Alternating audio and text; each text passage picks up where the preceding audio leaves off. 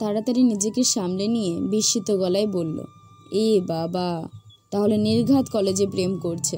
তুই দেরি করে ফেলেছিস। এই দিকটা মোমো একেবারেই ভেবে দেখেনি। হঠাৎ লোডশেডিং হয়ে গেলে চারিদিকটা ঝপ করে যেমন অন্ধকার হয়ে যায়, মোমোর বুকের ভেতরটাও তেমনই তমস কালো অন্ধকারে ছেয়ে গেল। জবা ঠিক বলেছে।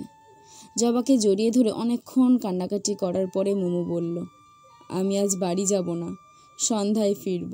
বাড়িতে বলে এসেছি তোদের বাড়ি সারাদিন থাকবো, একসাথে পড়াশোনা করব। মা যদি ফোন করে তুইও তাই বলিস। আসছি রে। এই সোনালি, কোথায় যাবি তুই? আমাদের বাড়িতেই থেকে যা, একেবারে বিকেলে টিউশন পড়ে বাড়ি ফিরবি। জবার মা যে এত সকালে মোমোর আসা পছন্দ করেনি সেটা বুঝতে পেরেছে মোমো। জবার কথায় তাই বলল, না রে, মুড়ি ভাজে ক্ষান্ত মাসি, ওদের বাড়ি থাকবো, বিকেলে পড়তেও যাব। জবা আর আটকালো না।